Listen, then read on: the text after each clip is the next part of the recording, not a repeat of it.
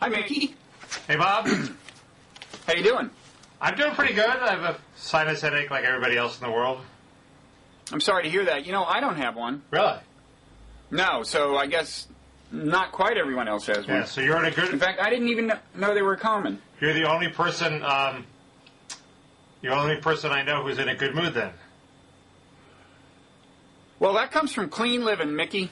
It's weird. Everybody's supposed to be, like, incredibly happy because Obama won and, you know... Mm-hmm. And, in fact, everybody's pissed off. Everybody I know is pissed off for some reason. There's colds, they're exhausted. I don't know. There's something. They didn't get a job in the administration because they've made the mistake of not backing Hillary, which would have gotten them a job in this administration. Some of them are upset about that. Is that perverse incentive in operation? Oh, totally. In Washington is full of, you know, frustrated 30-somethings who risk their careers by signing on with Obama, even under explicit threats from Hillary people that they'd never work in this town again. And it turns out that the reason they can't ever work in this town again is because they backed Obama. They won. They're a little upset. Really? Foreign policy types. You have some... Because she's... Sorry? These are foreign policy types, you know, because she's going to presumably pick her staff. And it's going to... Is it going to include her leak-prone flax? That seems to me the big issue. You know, Howard Wolfson and Philippe Reines and these. I have this incredible quote from Philippe Reines on my blog, where you know there's this issue whether Hillary is disqualified from being Secretary of State because of the emoluments clause. Emoluments? The emoluments clause of the Constitution says that you can't. No member of Congress can take another federal office where they've increased the pay, i.e., the emoluments, while during that elected official's term. And they did increase the Secretary of State's pay, and they hope to fix it by then reducing it just for Hillary, so they can say, well, there was no increase in their term. But there are some legal scholars who say you can't cure it by revoking the increase. If once you've increased it once, that's all the Constitution asks. It says then you can't serve. Well, that's sort of an arcane legal dispute, but Hillary's spokesman put out a statement saying, well, since this was a Harvard law grad appointing a Yale law grad, you could be sure they were well aware of this little problem. It was like needlessly snotty and sneering, and that's just the way these people operate. Everything is snotty, sneering, cut down your opponent, leak against your opponent. It's completely undiplomatic and unsuited to the State Department. But who were they referring to? Snottily? They were referring snottily to people who thought that she was disqualified, but specifically to Judicial Watch, which is suing them, and you know any other potential litigants, you know. But he was generally sort of saying, "Don't make a fuss about this. Anybody who makes a fuss about this isn't up to our level as Harvard and Yale law grads." Okay. And the other thing is this will be turned against Obama. I mean, if you thought Colin Powell lobbying as Bush was you know, impressively sort of an impressive success at internal dissension, wait till Hillary starts lobbying against Obama or tries to disassociate herself from a policy she doesn't agree with, or it's going to be a nightmare.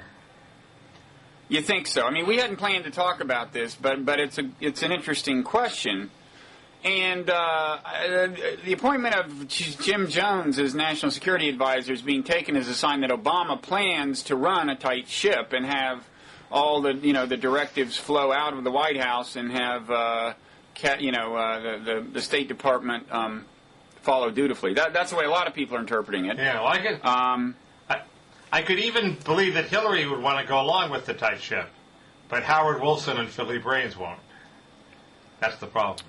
Have they been signed on yet? Is there a chance that there was a rumor that Wolfson was. I haven't heard anything about Reines, but it's just this, you know, her whole team is sort of that way. I don't know, but I guess Richard Holbrooke isn't a walk in the country either. Isn't what? Richard Holbrooke is certainly capable of leaking, but his leaks tend not to be in furtherance of his political ambitions. His leaks tend to be in furtherance of, I assume, the policies he prefers. which is at least well. But there were leaks about him being Secretary of State that I'm guessing came from him, and right. But once he is Secretary of State, he doesn't want to be president. He just wants to be an effective Secretary of State. Oh, I see. You mean he would have been different? Hillary will have I still don't another agenda. I still don't see the logic of Hillary undermining Obama. I mean, she can't run against him in 4 years. Her best chance at becoming president is for him to have a successful 8 years. So I don't get that. I still don't get that. What if he wants to pull out of Iraq more precipitously than she does? Okay? She's a little more... Well, you're attributing to her something other than the utterly cynical calculation of a politician. Is that really your view? No. What if there's a non-trivial chance that it will produce a bad result? In other words, we're pulling out quickly before the generals say, and there's a chance that there'll be a sort of resurgence of violence and some unpleasant government, and she wants to disassociate herself from that bad result. You think her people aren't going to leak and say, well, she really wanted to stay longer? Of course they're going to leak that. So policies, you're saying that policies that she sees as having political consequence for her career, that's where the disagreements will be. Correct, and then there'll be the ordinary leaks where just to lobby to get the policies she agrees with, she'll leak. But that happens with anybody. That happened with Holbrooke. But the extra, political ass covering leaks will happen with her. Well, and Holbrooke may yet find his way into this situation. I mean, you can imagine her appointing him as special envoy to clean up the... somebody was mentioning in Washington him as becoming the Afghan Pakistani guy. Well, she's his way back into power. Yeah, that's what everybody says.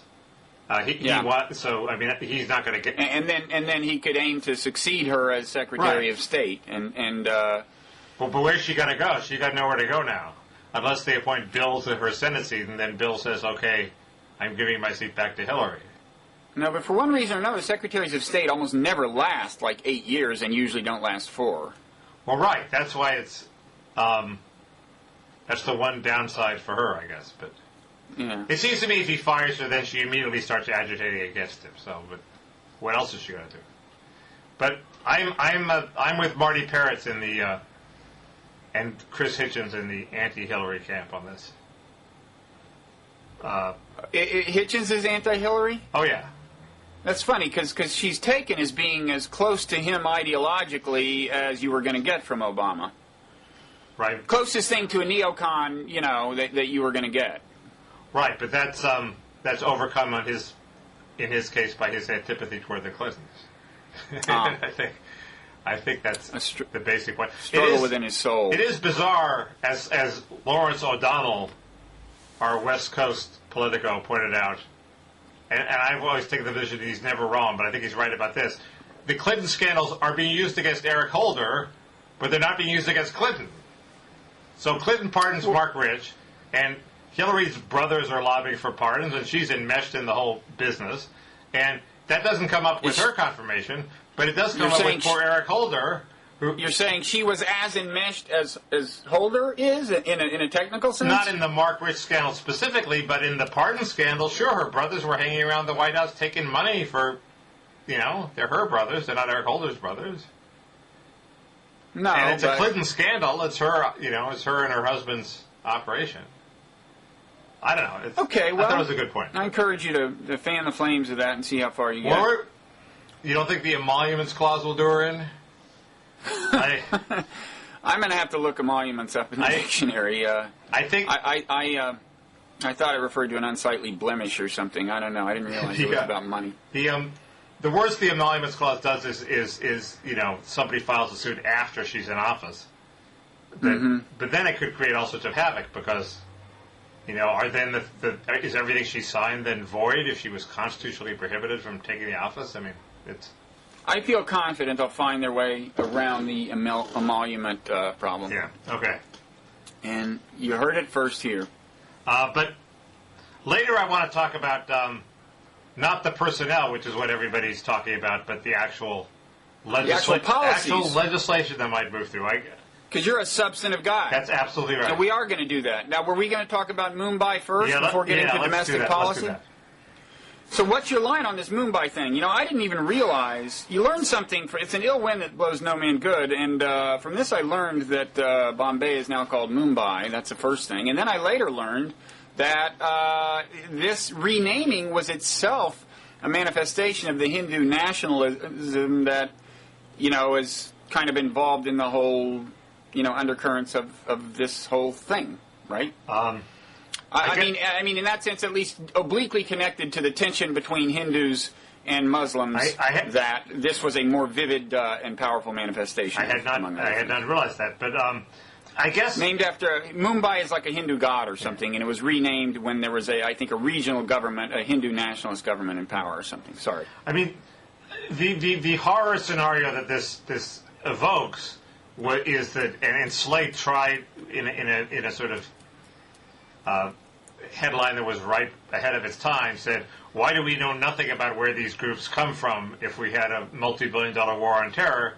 That the horror image is that, terror is now dispersed and decentralized. These groups can, with a variety of grievances, can sort of rise up from out of nowhere, complete non-state actors, also completely off the radar, and wreak a certain amount of havoc before they can be stopped. Now, it turned out that this wasn't quite that horror scenario because, A, we did have advance notice.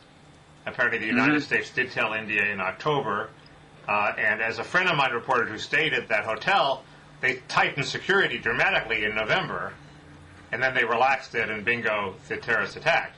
Yeah, well, supposedly we warned them specifically about that hotel. I heard it was just we warned them non-specifically about tourist areas. Ryan Ross of ABC News apparently reported that the Taj was specifically mentioned in the warnings. Well, they definitely... He's not a person about whose work I have heard no criticisms, but... Yeah, he's wildly irresponsible at times.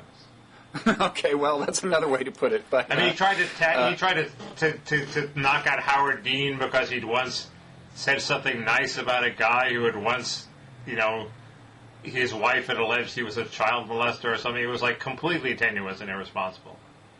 Yeah, well, as I said, we should take that with a grain of salt, that particular report. But sometimes he's right. But they did tighten security at the Taj. So somebody got to the Taj and said, you better tighten security, and then everybody complained and they took it down. But so they warned. So it's not like we have no warning of these groups, and it's not like we don't know who these groups are. In fact, this is a group that's been around for a long time, and in fact was implicated in the attack on the Indian Parliament. So this group is Lashkar-e-Taiba. Yes, and so then the question becomes like not this sort of science fiction-y far off horror story, but a much more concrete one, which is we have a government in Pakistan that obviously can't control what's going on in its borders, harbors people that have attacked its neighboring country's parliament, and does sort of minimal things like making them disband. Well, it harbors people that have attacked its own capital. I mean, things are out of control, Yeah, but there's obviously enough popular support for them in Pakistan that the government can't afford to crack down on them. Well, somewhere in Pakistan, in the regions that they inhabit, maybe. Well, if you listen to the NPR account of the Pakistani media, which I guess is controlled by the government mostly, but they all said when India was accusing Pakistan of having ties to these terrorists, which apparently it does, they were saying, "Oh, this is." Whoa! Wait! What do you mean? Let's be clear. What do you know about the ties of the Pakistani government to these terrorists? I think there are a lot of Pakistanis who deny that. Well, they came that. from Pakistan. I don't think we'd call that a tie to the government of Pakistan. But there was denial in the Pakistani press that even that was true. I don't think Charles Manson was tied to the U.S. government. But go ahead. But apparently they denied that they were even Pakistanis. They say, "Oh, they're homegrown Indians." They weren't homegrown Indians. Okay, they were wrong, but that doesn't strengthen any alleged tie. What do you mean when you say they are tied to Pakistan? Well, they're from this group, Laisha, blah, blah, blah, blah, which was originally set up by the Pakistani intelligence service. I think there clearly, in the past at least, were ties between the ISI and this group, like a lot of terrorist groups. It's unclear what the ties are now. Now, there was a report in the New York Times just moments ago that says a former Defense Department says that American intelligence agencies have determined that former officers from Pakistan's army and its powerful ISI helped train these attackers, the Mumbai attackers. So former members well, but that's of a connection. the It's sort of like the death squads in Latin America. Well, It's shadowy yeah, and et cetera, but there's a connection. Right. The problem is, one problem is that Pakistani's government is, Pakistan is becoming sufficiently close to like a failed state in some ways that it's almost hard to attribute coherence to the government. I mean, it could be that there are rogue elements within the ISI, not even under central control of the ISI itself, much less of the executive branch. Right. And then it could be this kind of thing where these people who in an official capacity years ago were sponsoring terrorists are no longer with the government, but are continuing to help them. I mean, it's pretty murky. And it should be said that that no country is immune from this. I mean, as Annie Bartek has shown, we've been very, very kind to people who were who had engaged in acts of terrorism against Cuba, but because we support their cause, we've allowed them on occasion even to live in this country, and they blew up planes with dozens of little girls on them. So it's I'm not saying that it's not a sliding scale, and we're not on that sliding scale, but it is a question of what to do. What does one do? And this guy, Mr. Kagan, who was fresh from his victory and promoting the surge, proposes that. Oh, I thought you were going to say he was fresh from his victory over me. Thanks, that was close. Did you debate him? Did you? Yes, and it was almost unanimously judged by our commenters that he slaughtered me. Oh, really? I'll have to watch that. Yeah. Oh, well, I don't really deny it. You don't agree with it? Oh, okay. No, I do. I agree. I don't. I'm not sure slaughter is the right word, but I do not claim to have won. Oh, okay. But he proposes having an international, in an op-ed in the Washington Post, having an international UN mission to go into the tribal areas and clean these guys out if Pakistan can't do it because they're an international menace, all of which makes a certain amount of sense, but is practically completely insane. First, it'd be vetoed. I was going to point that out. There's a little tension between those two parts of your sentence, Mickey. It makes sense and it's insane, but anyway. It makes sense in theory that you would have an international, legally authorized body that would say we're punishing transborder aggression, we're punishing genocidal violations of human rights, maybe, although that's a slippery slope, and we're going into failed states, into those areas that are harboring terrorists that are threatening surrounding nations. You could draw bright lines around that, and it would be a nice thing to have an omnipotent international body that would go do this. I think world government advocates like you would agree with that, Bob. Well, no, I don't agree with every multilateral initiative imaginable just because I prefer multilateralism in many cases. I mean, but in theory, if there is a failed state that is taken over by terrorists who are using it as a base for attacking other people, I can certainly imagine cases. But what I think is, I mean, I have a different reading of his column, which was in some ways obscure. I would like to juxtapose it with the Bob Kagan Washington Post column with the Bill Kristol New York Times column and connect the dots and speculatively suggest that there is an emerging neocon line that basically we should invade Pakistan. Find the hidden neocon conspiracy. I love this. Find the hidden neocon conspiracy. And I'm going to. And what two better dots if you're going to assert a neocon conspiracy than Bill Kristol and Bob Kagan? Huh? Well, go ahead. Okay. Well, first we've got Kristol's column, which is, although in a way more obscure, in a way clearer, in which he says, in a nation like Pakistan, the government will have to be persuaded to deal with those in their midst who are complicit. This can happen if those nation citizens decide they don't want their own country to be dishonored by allegiances with terror groups. Otherwise, other nations may have to act. Then he moves on to attribute to patriotism characteristically, but I think it's pretty clear he's talking about forcibly intervening in Pakistan against Pakistan's will. And Kagan's column, it's kind of hard. I was having trouble deciphering it because it says on the one hand, establish an international force to work with the Pakistanis to root out terrorist camps in Kashmir. Work with the Pakistanis, but then he says, would such an action violate Pakistan's sovereignty? Yes. And then he says it. Well, if it would violate Pakistan's sovereignty, I don't think working with the Pakistanis is the right phrase. If we're working with them and they agree with that, they'll be inviting us in. So he means invade, right? It's worse than that. He says, sort of taking over the job for them that they can't do will help them save face. How will that? It'll humiliate them. It won't help them save face.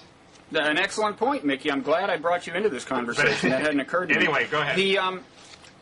Well, anyway, I mean, what he's saying, he's not even, I think, acting as if it's plausible that Russia and China are going to sign on to some Security Council action to intervene. What he's kind of saying, I think, is we should at least take a stand and do this, if only bring it up to this for the Security Council, if only for the symbolic action. Now, an example comes to mind from recent history where an initiative that neocons favored was taken to the Security Council, and the Security Council rejected it, and what do you know, the neocons persisted in wanting to get it done outside of the Security Council.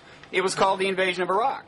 So I'm not sure this is actually the end of his aspirations, given the fact that his... No, I agree. But his partner in crime, Bill Kristol, is more explicitly almost saying that the time may come when we have to forcibly intervene. But I thought the neocons want to invade Iran.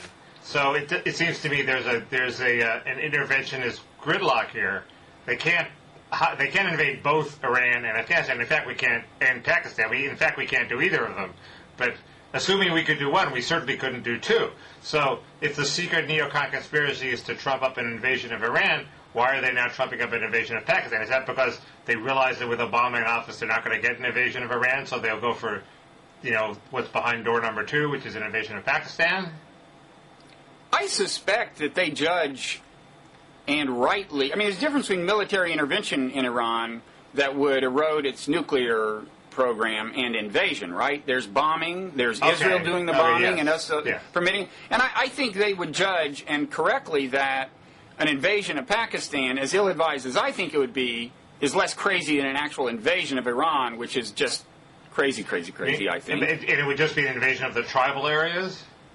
That would be, but it just seems to me, did we learn nothing from Iraq? I mean, Iraq seems to me, in principle, a much easier case where you just want to replace a regime, and inherit, its power structures in principle, which is one thing we failed to pay attention to. But I mean, the idea of entering an already chaotic area and, without indigenous support, somehow imposing order in this kind of context, and do more good than harm in the end, I don't know. That seems pretty challenging to me. So your theory is that they think Israel is going to take out the Iranian nuclear program by itself, and they don't need us, so we can go... Well, I think there are just two options short of invasion that meet the immediate objective of slowing the nuclear program. One is Israel bombs, the other is we bomb. Yeah, okay. I just don't think invasion is really especially on their agenda right now. Well, but Obama is highly unlikely to bomb, isn't he? Even though you think, on the other hand, his Secretary of State has vowed to, under some circumstances, obliterate Iran, although only in the case, I think, that they used a nuclear weapon. But Obama did pledge that they absolutely will not be allowed to get a nuclear weapon. The only really intelligible reading of that, if he means it, is he's prepared to bomb. I mean... we'll see. The one good thing that I took from the reading I did on Mumbai is that assume this group is in fact, that everybody thinks is behind the terror attacks in Mumbai, is in fact behind them. If their secret plot intention was to start a split between Pakistan and India, they might succeed because there was an emerging sort of reconciliation there. And they might divert some troops from the western border, which is where the tribal areas are, to the eastern border, which is where Kashmir, the flashpoint, is. But apparently they have relocated from Kashmir to the tribal areas. So that means we have two birds that we can get with one stone in the tribal areas. We have Bin Laden. So you're warming up to this invasion scenario. No, I'm just saying that it was not I thought it was a brilliant move because they were in Kashmir.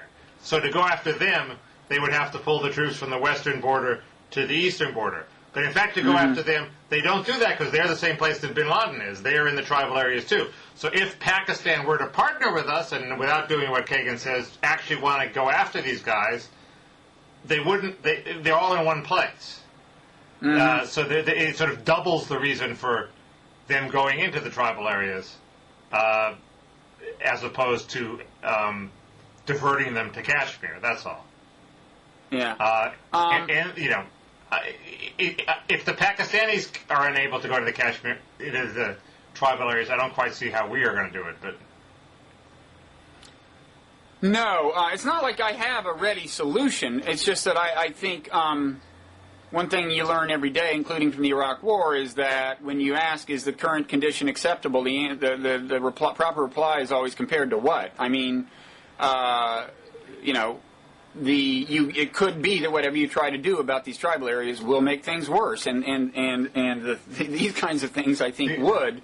I mean, one thing that would help, of course, is to actually solve the Kashmir problem, because that motivates, that inspires a certain amount of this. Well, it was the original motivating grievance of this group.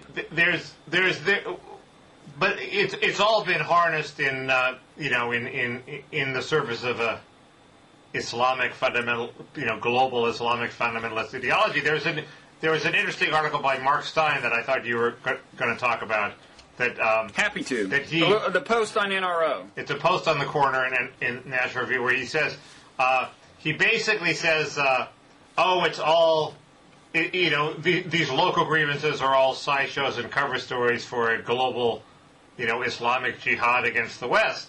And he assigns the Israel-Palestinian issue as one of the local issues. And I assume the Kashmir issue would be one of the local issues. And I predicted you're going to say that whether or not it's a local issue, it provides a lot of manpower and international support for the global jihad. And if you solve Kashmir and the Israel-Palestinian issue, the overarching global jihad would collapse. I'm not sure I'd go that far. I do think addressing the so-called root causes that people like me encourage addressing makes sense, but I think, I wouldn't deny that this group, whose original grievance was Kashmir, is getting enmeshed in the larger global jihad. It's just that I read that in a different way than Stein, and I think Stein comes up with exactly by virtue of misreading the nature of that enmeshing, comes up with a completely wrong proposal. He says, in closing, the global ideologues, meaning the jihadis, correctly see our determination to attribute every attack to purely local phenomena, unconnected to any bigger picture, as a sign of weakness. So he's saying to the extent that we focus on the local grievances, rather than just seeing this for what it is, clash of civilizations, global jihad, he says, then we're doing the wrong thing. We should see it as a clash of civilizations. My line is that you're then playing into their hands, and in fact, if you look at what the attackers did, and he cites the individual things they did, but he fails to attribute it to an overarching strategic plan, and I would say it is part of an overall strategic plan, okay? They attacked the Jewish Center. They attacked Americans and Brits. They attacked Indians. They wanted it to look like the attack was from local Muslims, because they assumed, I think, all these guys would get killed, and they planted fake India college IDs on them, okay? So they also wanted to foment tension between Indian Muslims and Indian Hindus. They wanted to foment tension between Pakistan and India. I think that's part of a strategy, which is that they want us to think of this as a global struggle, a clash of civilizations, because all these groups want to take their local grievance and find synergy with other radical Muslim groups by joining the global jihad and getting the West to confusedly think of it only as a global clash of civilizations. That's my line, is that the clash of civilizations is a self-fulfilling prophecy thanks to people like Mark Stein. I usually agree with you, but I'm having trouble following it. You're saying that in order to make us think it was a global jihad, they disguised themselves as local Indian students with a local grievance. Well, But they realized we would immediately see through that and blame the global jihad, and that plays into their hands. Well, no, but the targets they hit, they hit all the hot buttons you need to hit to make it seem global. The Jewish Center, okay? So in other words, that's one for the Palestinians, okay? The singling out Brits and Americans, you know, so the Anglo-Crusader axis, so you get the Brits riled, you get the Americans riled, you get India riled against Pakistan, you get Hindus riled against Indian Muslims. They wanted to do it all. Right. And they want people like Mark Stein to say, it's a global jihad. There's, fight it as such, which will just, Right, no, I agree, but I guess the key question is, if there was some sort of peace between Israel, some sort of settlement in the Israel-Palestine dispute and in Kashmir, would that stop it? And that's the key question. Well, by itself, no single thing is going to stop it. But if you settled Kashmir, if you settled the Palestinian problem, you would have drained it of significant support, and then you would proceed to do other things, including kill people sometimes. But there's no one solution, especially now that we've helped it get as big and global as it is getting. I mean, I've been making the argument for at least a decade that the clash of civilizations is a self-fulfilling prophecy, and we've helped make it one. I think. How do you settle Kashmir? I can see how you settle Israel-Palestine. It involves a division of territory, but nobody's proposing a division of territory for Kashmir, are they? No. I don't. Israel's one. I'm not an area expert. I don't know. I mean, it is a majority. It is a majority Muslim province. If I don't know the geography well enough. I don't know. All right. I don't know if you could split it up in principle. I gather that, especially after something like this, Indian nationalism would not permit such a thing. So it may be, as messy as the Palestinian problem. In terms of looking at this sort of this science fiction future, can roving, isolated, discrete groups of terrorists wreak havoc like this in America? And David Ignatius has a column where he basically says yes. It seems to be a silly column. He talks about, the possibility of invasion from small boats. People have no trouble getting into the country. They don't have to come in small boats. And then he sort of implies that roving bands of gunmen could do the same thing in an American city that they could do in Mumbai. And I just don't think that's true. I mean, there were these reports which seem credible from the cameraman who took that famous photo of the one terrorist who they captured, that young guy, that there were policemen with guns and they didn't shoot. Yeah. In America, there are plenty of policemen with guns, and they'll shoot. These guys would be pinned down. There were only 10 of them. They'd be pinned down pretty quickly, I think. Yeah, by the way, in this case, it may be a good thing they didn't shoot. I mean, the fact that this guy survived has led to a lot of intelligence information. But anyway, I kind of think you're right. I mean, the other thing, on the other hand, first thing I'd say is, remember that a prerequisite for what success these guys had was they had to be willing to die. And I know we have this stereotype of the world just teeming with radical Muslims who are perfectly happy to die and go to heaven. I do think the fact is that there are not many people of any religious persuasion who are eager to die. And, it takes really intensive training and seclusion to get these people in a mindset that you can send them off on a complicated mission and know that every one of them will deliver. So I think that it helps that you have to have people willing to die do something like this.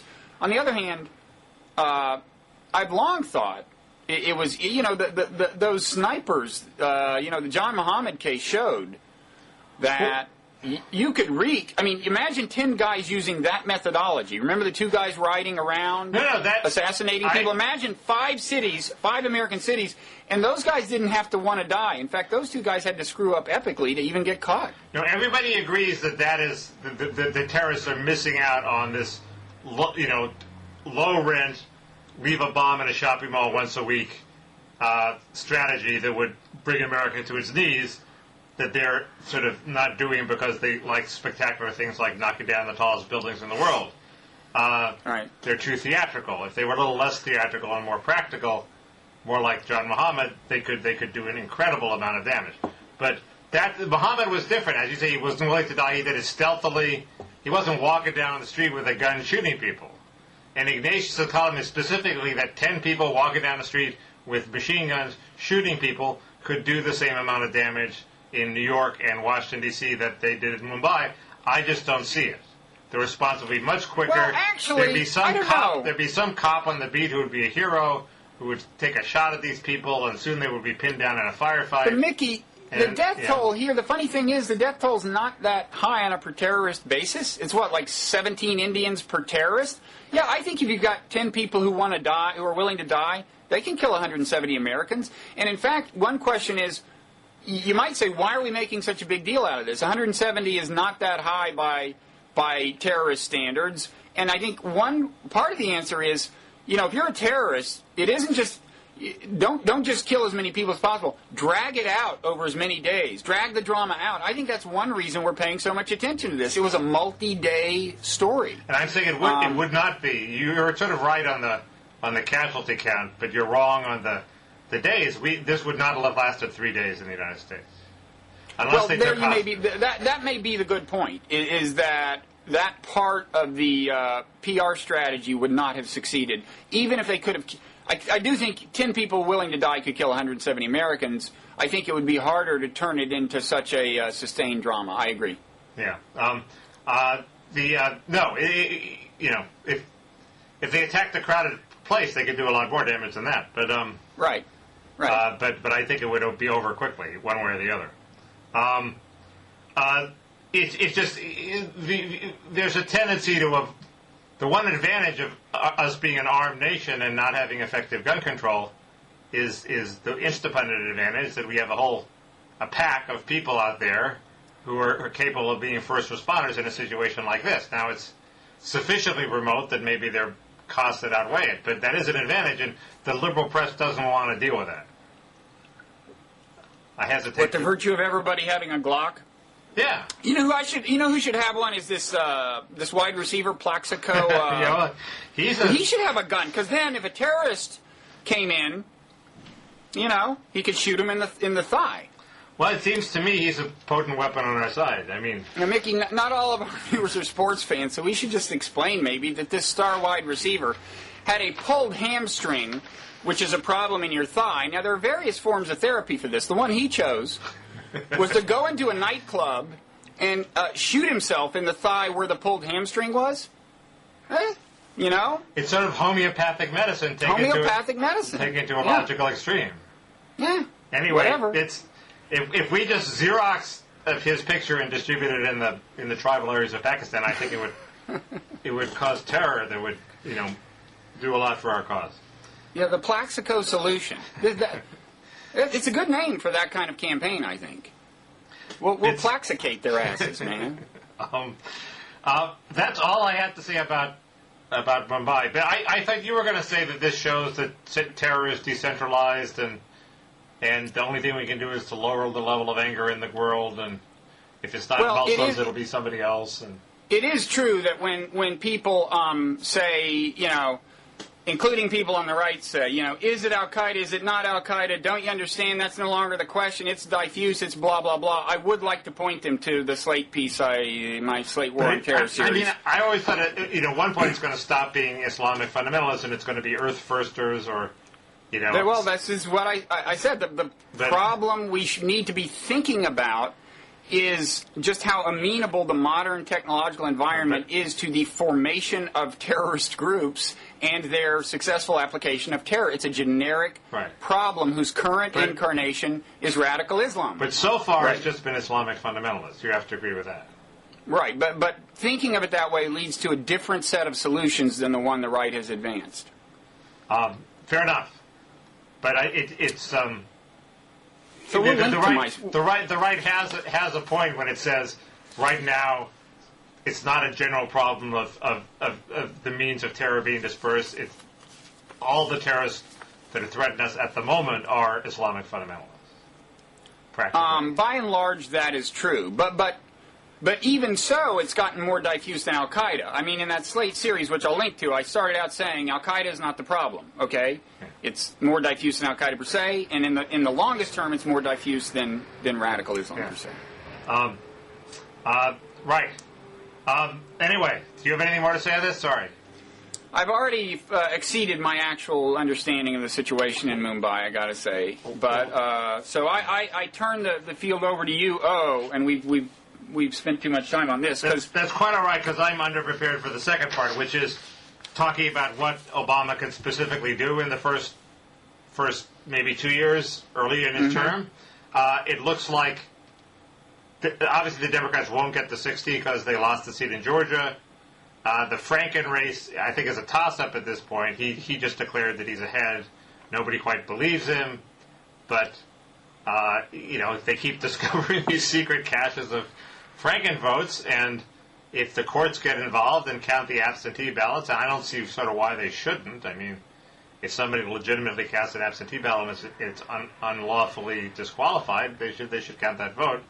And then the Senate could come in and throw it to Franken. There's a good possibility that the Democrats will have 59. In any case, they have at least 58. And what can they do with this 58? And will they do? The agenda is crowded with the bailout and the stimulus and the financial rescue. Is there room for anything else? And the two big things, obvious things that they might do, are some sort of universal health care solution and some sort of equally comprehensive immigration solution.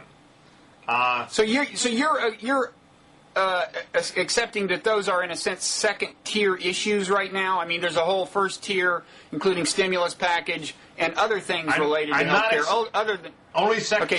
Only second tier in the sense that they have to do the first things, not second. Okay, so stimulus, bailout, auto bailout, and some marginal healthcare stuff that's not universal care. No, I'm saying auto bailout, stimulus have to be done. I'm not saying that the other things are second tier in that that there won't be a lot of people pushing for saying we can't solve our economic problem and specifically the bailout problem unless we have universal health care. There are people who will argue that, and they'll have a legitimate argument, and Obama might well go for. It's not like a second tier thing like. I think healthcare is much more first tier than immigration reform. On immigration reform, it seems to me the dirty little secret is the advocates of comprehensive immigration reform. Some of them are saying, well, let's do a little thing this time, and we should really put it off until later. And the dirty little secret is it's really sort of now or never for the big comprehensive solution of let's amnesty everybody and have enforcement, because next year they'll be running for office and they won't want to do it. So I think Menendez and the supporters are right in thinking it's now or never, but I think the answer is it's never. There is a little thing, the DREAM Act, that I'm worried about, that the Washington Post says the Democrats are going to push, that I hadn't thought about it, and it's a big problem for my side. Because it's the DREAM Act? The DREAM Act, its sort of emotional core is you have these kids that were brought over the border when they were 5 by their parents. Now they're in school, they're smart, they're going to college. Mm-hmm. And this would say, if you were brought over the border as a kid, sort of when you're not morally responsible by your parents, and you have 6 years to go to college or join the Army for 2 years, and then you could be a citizen. In effect, one of the problems is that this gets broadened well beyond this sort of emotional case. It applies to anybody who's from 12 to 30 years old. It would have the effect of being about a quarter to a third of a full amnesty, because not only would these kids, get not be deported while they have their 6 years to pursue these, the college or the military, but in effect nobody's going to deport their parents while the kid is in the house, and separate families. So in effect their parents get a de facto amnesty too. So it's basically a third of amnesty without the good things of amnesty. It's sort of the worst of three worlds. You get all the incentive effect of an amnesty. In other words, you're telling people, hey, if you come across the border, your kids can go to college and be citizens. Well, that's a powerful incentive for any family, and these people have strong family values. So it's a huge magnet for people to come across the border, but it doesn't have the enforcement part that comprehensive reform has. So it's. But meanwhile, isn't there any way isn't the magnet starting to work in the other direction with the U.S. economy tanking, and aren't they starting to head back south? Yeah, at the moment it is, and because immigration enforcement is stepped up, those are the two factors. But this would unstep up immigration enforcement, so it would remove one of the factors, then it would provide a powerful lure. So the government, by misguided democratic legislation, can reverse this effect. And then when the economy picks up, it'll doubly reverse. So it's basically everybody says, oh, comprehensive reform, it's amnesty plus enforcement. Well, the DREAM Act is amnesty without enforcement. So it's even worse in that sense, that from my point of view. So the DREAM Act, the DREAM Act is your nightmare then? Yes. Well put, Bob. Thank you. And you think it's going to pass? It's a nightmare that's happened. Well, it looks now like it's going to pass because it almost passed last time, and the numbers have changed in the Senate. It seems to me this will be a case where it'll be decided by a rhetorical war. Are the people on my side able to frame it as a third of amnesty and an incentive for illegal immigration versus all the sob stories you will hear on NPR and on TV about these poor college kids who have nowhere to go and can't pursue their university degrees because they're not citizens. Of course, they have a place to go. They can go to their countries.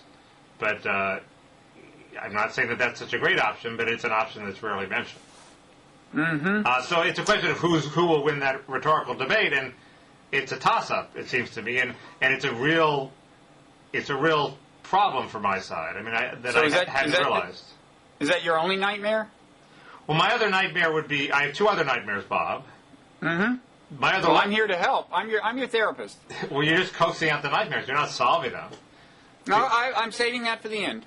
You're just going to tell me to come back next week for another session.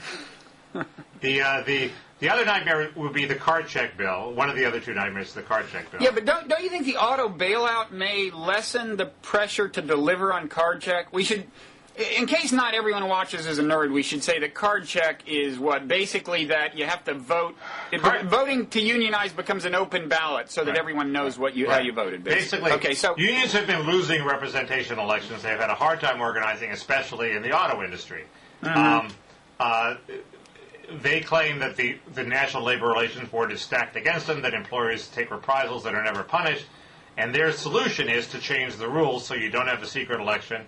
Unions just have to get 50% of the workers to sign these little cards in public, and then the union is in. There's no election. There's no secret ballot election, and they think that probably correctly that this will help them organize more plants.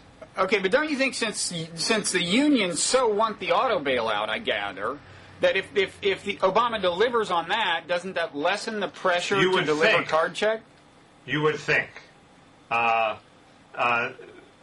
couple of other possibilities. One, he may ask for such onerous cuts on the part of the UAW. The UAW has now finally come to the table and said we're going to give back something, but they haven't given back any benefits or wages of current workers or work rules. It's all like the retirees and the fund for workers who no longer have jobs, the jobs bank, but it's possible that if Obama does what I would like him to do, which is put the screws to the UAW to get rid of inefficient work rules and maybe to temper their wages and benefits, the union will be so pissed off that they won't regard it as having done them a favor. I assume you're against the bailout? No. You're for it? I'm for a tough bailout. I think I'm shocked. I think GM is probably, well, it's a problem with the bankruptcy laws. GM is probably right, thinking that once they're bankrupt, people will stop buying their cars and they'll just collapse. At least it's a theoretical possibility. Somebody wrote an op-ed saying that if they all three declared bankruptcy, that would lessen that problem because, of course, you can always buy Japanese, but maybe I'm misremembering the argument. There are intelligent arguments that that they could PR the problem so people would buy, Are you going to buy a Chevrolet if you think your dealer is not going to be around? I mean, the only reason people buy Chevrolets is because they like their dealer. I'm not going to buy one anyway, I think. But but it just seems to me, if your objective is to deliver benefits to American auto workers, this is not a very efficient expenditure of $35 billion. I mean, how much of it is going to get into their pockets for how long? I mean, for starters, you tell me, of GM's, you know, there supposedly are, first of all, the auto factory workers per se, and then there's these people who make auto parts who are dependent on them, you know. Well, if you add all those up, how many of those are in America as opposed to in Mexico or Asia or somewhere? Quite a few. And the What's the problem is ratio? not Would to you save their jobs, is to prevent the bankruptcy from dragging down everybody's jobs. Well, everybody being auto parts as well as factories. Well, and people work at the Gap, and you and me. I mean, you can say that about a lot of industries. I mean, this isn't contagious in the way finance is contagious. I just. It's the same argument as bailing out Bear Stearns. So. No. Finance is contagious in a unique way, I think. I think financial collapse is contagious in a unique way. Right, but this is contagious in a traditional way. I would call this more like trickle-down than contagion. Trickle-down disaster. It seems to me that they have an argument that you could get the effects of bankruptcy without actually saying bankruptcy if the government intervened, and the sweetener would be this extra money. That doesn't bother me. Here's another question. Suppose they actually, collapsed or something, okay? Worst case, the GM has to go out of business. Isn't it the case that, I mean, first of all, if all the American automakers went out of business, then suddenly the Japanese automakers would be flush with cash because, you know, so you got to buy your car somewhere. Isn't it the case that the Japanese companies would, buy a number of these factories or something from the America, you know, and basically you'd wind up with a lot of these workers re-employed except no longer in unions and making 15% less, don't you think? Well, it's possible. I don't think the Japanese particularly want to hire ex-UAW workers. I think they think ex-UAW workers have the work practices that they've been trying hard to avoid. But once they're not unionized, it'll be easier to weed out the bad ones over the first year of operation. Well, they did, and they've done that successfully, I must admit, at the NUMMI plant in San Jose. It was not only was it a UAW plant, it was the most strike-prone left-wing. It was the crazy Berkeley left-wing UAW plant where, the organizers from Berkeley went down to help the UAW start the class war, and Toyota took over the plant, and they weeded out the bad workers, and they produce great cars very efficiently with very few work rules. So there is a precedent for what you say. I just don't think, some of the Japanese firms are having problems even with non-union American plants. The Nissan plant in Canton, Mississippi is a disaster. Even choosing just raw, entirely new workforce, they have big problems. So I don't think they particularly want to take that on, but there would be some expansion. It's just what would the transition cost be? And I just see this as spending a ton of money to keep them alive for another 10 months, and then they're in as much trouble as they ever were. Well, Chrysler is clearly dead. I mean, they're presenting this united front, but it's not a united front. Ford is in a much better position. GM's in the middle, and Chrysler, for all intents and purposes, is a dead man walking. The best that they could hope for, I think, is a merger of some of their plants with a larger entity. They're not going to be able to make it. If you're for the bailout, I have to rethink it. I was kind of instinctively skeptical, but I would have thought that I was skeptical out of Mickey-esque reasons. I'm only for it if a real hard-ass gets in there and sticks it to everybody, the way Felix Rodin always used to say he would run industrial policy. And I know the Congress isn't going to do that, but I think there's a chance that Obama will do that, and that will be better than bankruptcy. That's all I'm saying. I have no ideological opposition to seeking an alternative to bankruptcy for an industry that is so huge that bankruptcy itself. I mean, bankruptcy is pretty litigious and time-consuming process, I think. Yeah. Anytime we can cut through that, if it's that important, why not? But anyway, that's. It's not a position I hold, very strongly, because I do think the UAW has driven their industry to the ditch in conjunction with the executives. But anyway, the question do you is: think the government should be worried about the ripple effects of a small video website going out of business? Because I think there you're talking contagion. Well, but this is the point, Bob. If you had auto ads, you could survive. And without the auto industry, you're dead. So you're going to be at collateral damage. It's funny, but one of our investors is actually in the ad business, and it is a sign of the magnitude of the ripple effects that he said advertisers are feeling big time the absence of American auto ads, or the great reduction in their frequency. He said it's really hurting the ad biz, and the Japanese aren't making up for it. You would think in times of recession they'd want to advertise more, but I guess they don't. But we were talking about card check. It also seems to me that they might want to pass card check so that Toyota and Nissan's plants and Honda's plants get unionized, and it levels the playing field. Some people have actually suggested that. So in other words, you would say that long term that will lead foreign companies to no longer situate factories in America. You would say it leads down a very bad road, because in long term it leads to that, and then we imposed import restrictions, and we have a sort of corporatist system where we've stopped free trade in order to preserve the existing auto companies, and it becomes very unfree marketing down the road. Yes, so I think that's a bad way to go to solve the problem by crippling Toyota and Honda because they've discovered a better way of doing business. The key thing the key point is in a GM plant there are hundreds of different work categories. Okay, so an electrician can't work in this, and it can't sweep the floor, and this. So okay, in a Toyota plant there's one work category: production. If the floor needs sweeping, you go sweep the floor. You don't say, I'm an electrician, I can't sweep the floor. The second system is more efficient than the first system. And not only that, but the proliferation of the work rules was once considered the crowning achievement of our labor law. The Wagner Act that allows this fine-grained, beautiful sedimentation of work rules. And it was this it was considered like a great thing to have hundreds of work rules. And that's the founding philosophy of the Wagner Act. We're still stuck in that. So anyway, that's when I say Toyota's discovered a better way, that's the better way. It's not just doing it cheaper. It's eliminating the work rules and having everybody pitch in. Anyway. Okay.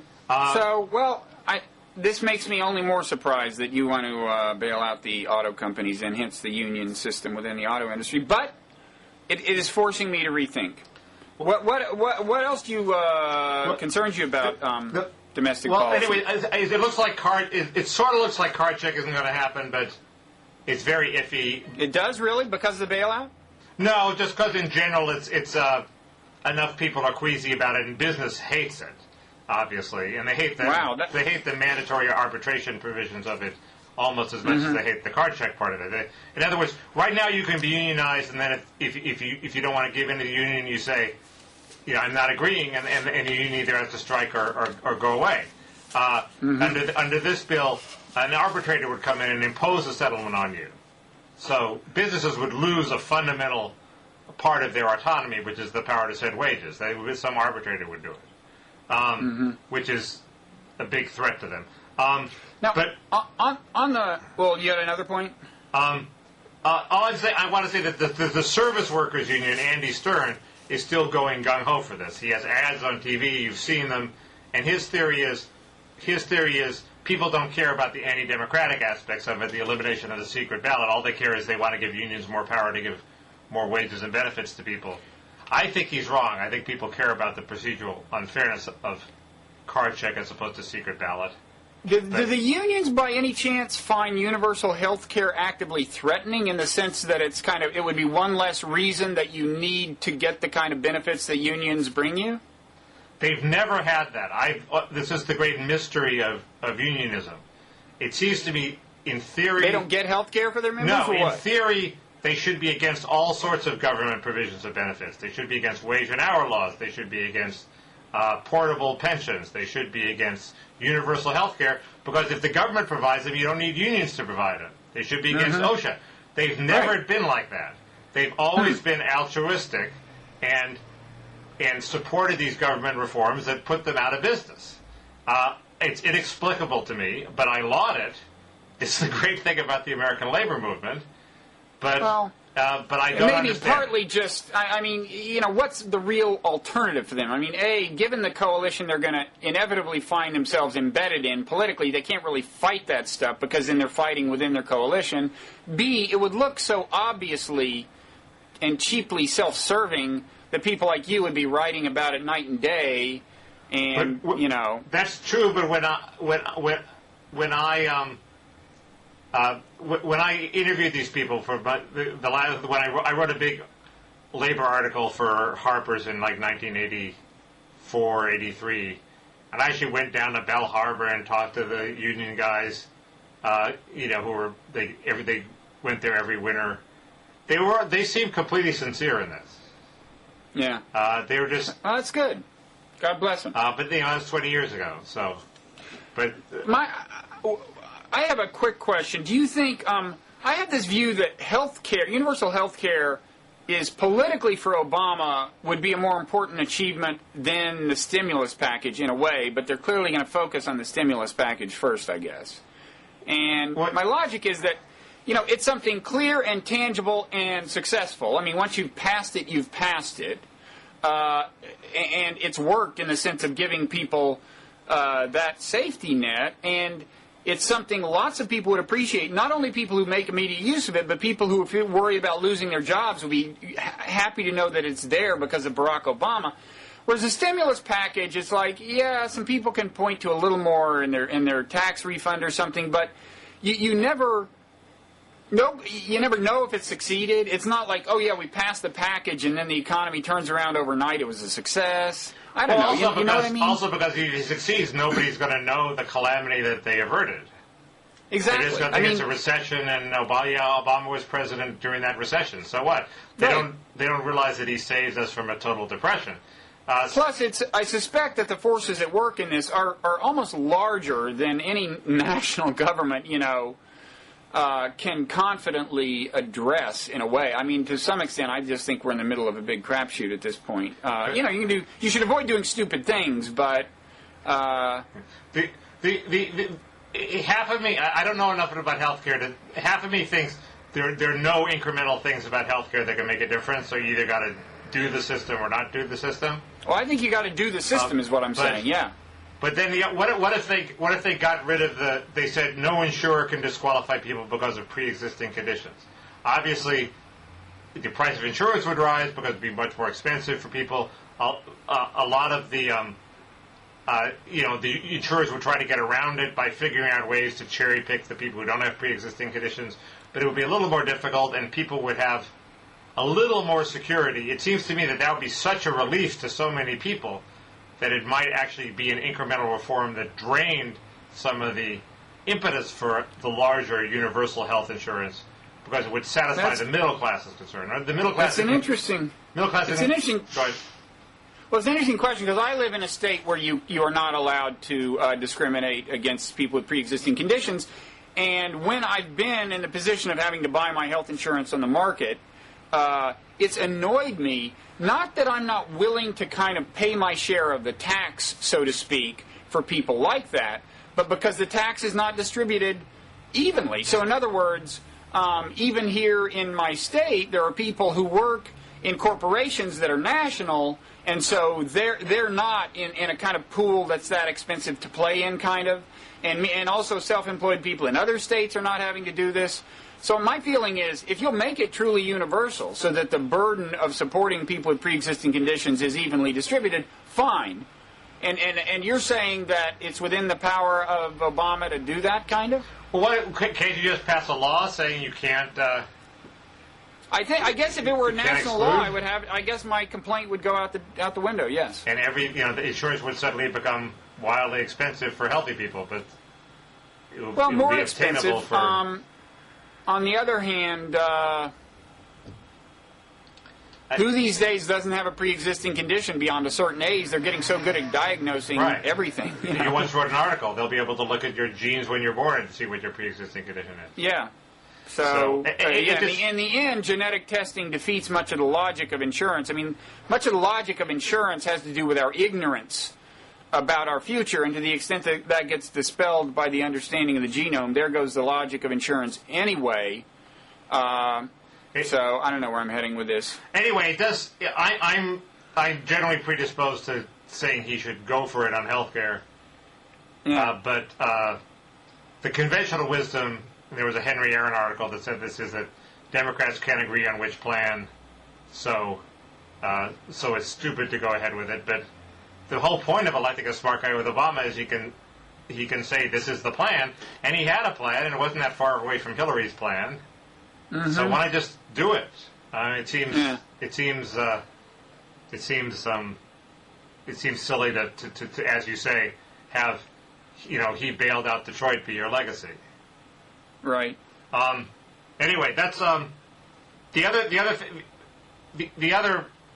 thing. I said there were three things I'm worried about. The third thing is not a legislative thing. It's the idea that liberals can preserve affirmative action by promoting an individualized, sort of holistic account of you don't get an automatic race preference, but you get a preference for overcoming racial discrimination, which you just happen to qualify for because you're a member of a racial minority.